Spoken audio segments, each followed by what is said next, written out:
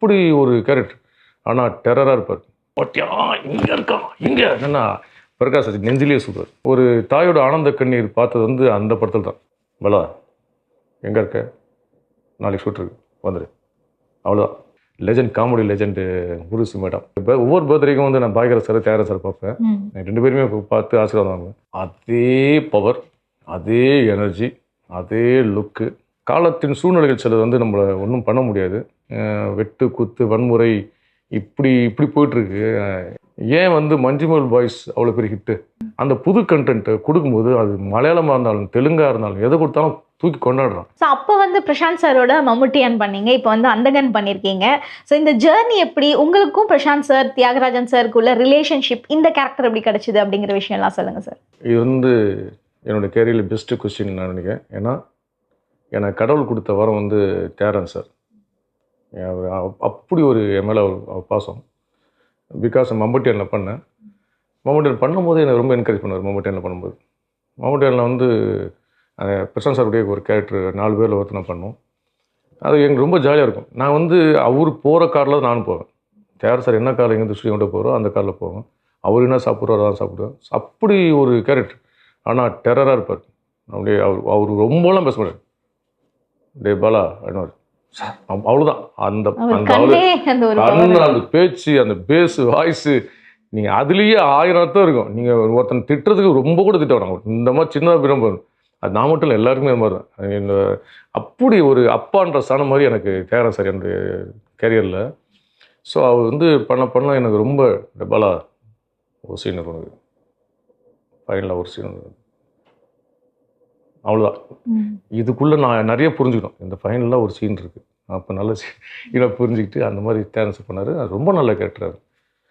கடைசியில் நான் தான் சாவேன். பட்டியா இங்கே இருக்கான் இங்கே என்னன்னா பிரகாஷ் ராஜ் நெஞ்சிலேயே சூப்பர், தப்பு பண்ணிவிடாரு.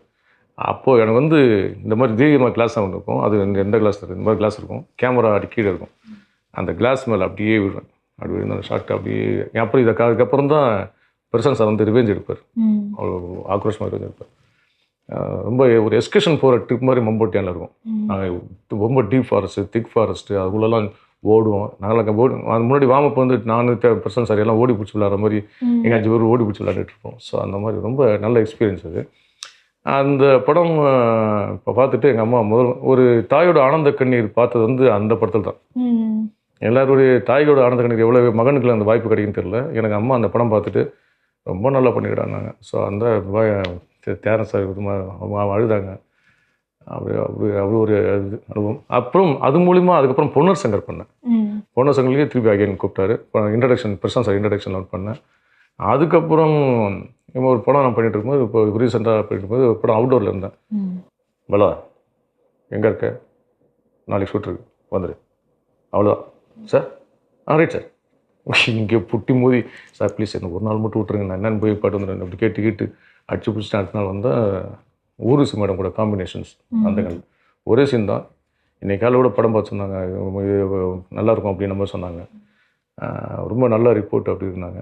ஸோ படத்துக்கு நல்ல ரிப்போர்ட் ரொம்ப நல்லா வந்திருக்கு அந்தகன்னு சொன்னாங்க. அதில் என் சீன் ஒரு சீன் தான் நல்ல சீன் பண்ணியிருக்கேன். அதுவும் legend, comedy legend Urvashi madam அவங்க கூட பண்ணேன். ஸோ அது மாதிரி பேமெண்ட்டும் வந்து பார்த்திங்கன்னா ஸ்டேஜ்லேயே சொன்னேன். பேமெண்ட் வந்து யாருமே எதிர்பார்க்காது. நான் நடித்தேன், பலா அப்படின்னாரு. அந்த பேமெண்ட் வாங்கி எங்கே கவுண்ட் பண்ணுறது, தூக்கி பாக்கெட்டில் வச்சுட்டு நேராக வண்டி போகும்போது எவ்வளோ இருக்கும் வேணாம் வீட்டில் போய் என்ன தான் அப்படியே அப்போ வண்டி எடுத்து போயிட்டு நேராக போய் கவரில் போய் பூஜையில் வச்சிட்டேன். அப்புறம் வச்சு போய் பார்த்துலாமா அவன் பார்த்தா அன்எக்ஸ்பெக்டட் அமௌண்ட். ஸோ நான் வாங்கின பேமெண்ட், அந்த ஒரு நாள் வாங்கின பேமெண்ட்டை விட அது ரொம்ப அதிகமான பேமெண்ட் கொடுத்தாரு. ஸோ அது மாதிரி நிறைய அவர் தியாகராஜன் சார் ஒருத்தர் மேலே பாசம் வச்சுட்டாருன்னா அவருடைய அந்த அன்பு வந்து அல்ல குறையாது. அந்த மாதிரி அந்த மிலிட்ரி ஆஃபீஸ் அந்த இதுலேயே தான் இருப்பார். அவர் எங்கே போனால் கட்டி பிடிச்சிப்பார். நான் என்னுடைய ஒவ்வொரு பர்த்டேக்கும் வந்து நான் பாய்கர சார், தியாகராஜன் சார் பார்ப்பேன். ரெண்டு பேருமே பார்த்து ஆசீர்வாதம் வாங்குவேன். ஸோ ரெண்டு பேருமே என் வாழ்க்கையில் மறக்க முடியாது. ஸோ அப்படியே கேரியர் பண்ணி எனக்கு வரைக்கும் அந்த வரைக்கும் வந்து. அப்புறம் பிரசாந்த் சார் பற்றி சொல்லுங்கள் சார். அவர் வந்துட்டு அந்த டைம்லேயே வந்து ஃபைட் அப்படின்னா அவர் அடிச்சுக்க ஆள் இல்லை அப்படின்னு சொல்லுவாங்க, டான்ஸ்னால் அவர் தான் அப்படின்ட்டு. ஸோ அவர் வந்து இன்னும் வேற ஒரு இடத்துக்கு வர வேண்டியது, சில விஷயங்கள்லாம் அப்படியே அவர் காணாமல் போயிடுச்சு அப்படிங்கிற ஒரு ஃபீல் எங்களுக்குள்ளே இருக்குது. ஸோ அவரோட எக்ஸ்பீரியன்ஸ் இப்போ அவர் அதே பவரோட இருக்காரா, அதை பற்றி சொல்லுங்கள் சார். அதே பவர், அதே எனர்ஜி, அதே லுக்கு, அதே எல்லாமே அப்படியே இருக்கார். அப்படியே ஃப்ரெஷ்ஷாக இருக்கார் பிரசாந்த் சார். இப்போ பார்த்துருப்பீங்க நீங்கள், நான் ரீசன் நிறைய பார்த்துருப்பீங்க.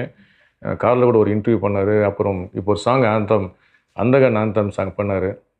வா செம லெவல். நீ பார்த்தீங்கன்னு தெரியல எனக்கு, அவ்வளோ எனர்ஜியாக பண்ணியிருக்காரு சாங்கு. பிரசாந்த் சார் மிகப்பெரிய ரவுண்டு வருவார். அது ஏன்னா அவ்வளோ நீங்கள் சொன்ன மாதிரி எல்லாமே தெரிஞ்ச ஒரு நடிகர்.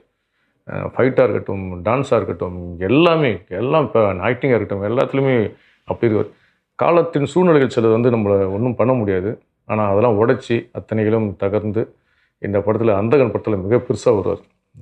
அவர் விட்டு போன இடத்த அவர் யாருமே தொடல அந்த இடத்த அவரே வந்து ஃபில் பண்ணுவார். அவர் கூட பண்ணும்போதெல்லாம் ஒரு ஆர்டிஸ்ட் கூட இருக்க மாதிரியே தெரியாது. நாங்களாம் மம்பட்டியான்னு சொன்னேன், அப்படியே ஒரு ஆர்டிஸ்ட் மாதிரி பண்ண மாட்டார். அப்படியே ஜாலியாக போல அப்படி ஜாலியாக பேசிட்டு அப்படி ஓடியார், சாப்பிட்றதுக்கு போகிறது, ஒரு ஃப்ரெண்டு மாதிரி தான் இருப்பார். நான் உட்காந்து சில பேர்லாம் ஓட்டுவார், என்ன ஓட்டுவார், கூட இருக்கவங்க எல்லாரையும் ஓட்டுவார். பயங்கரமாக அவர் காமெடி பண்ணுறதுலாம் பயங்கரமாக இருக்கும். அந்த அனுபவம் எவ்வளோ பேர் கிடைக்குன்னு சொல்ல முடியாது. அந்த அளவுக்கு அந்த பர்சன்ஸை வந்து அவ்வளோ லவ்லி பாய், அவ்வளோ அழகாக இருப்பார். அது இப்போ சொன்ன நிறைய பேருக்கு பொறாமே கூட இருக்கும், நான் இவ்வளோ பேர் நல்லா படிக்கிறீங்களாட்டின்ட்டு. ஏன்னா படம் ஃபுல்லாக அப்படி இருப்பார் அவர். ஸோ அவர் பெரிய பிரேக் வந்து இப்போ அந்தகனில் வந்து பெருசாக படம் வந்துடும்.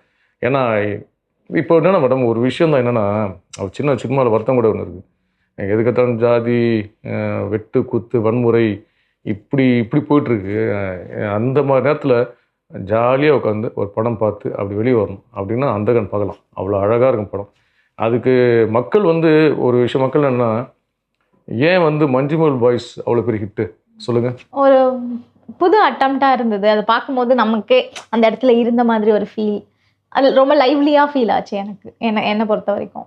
ஸோ அது மட்டுமே இல்லை, என்னென்னா அதான் சொன்னேன், வெறும் ஜாதிகள், வன்முறை, வெட்டு குத்து இப்படி போயிட்டுருக்க இடத்துல மக்களுக்கு தேவை வந்து புது கண்டென்ட். நீங்கள் சொன்னதான் புது கண்டென்ட்.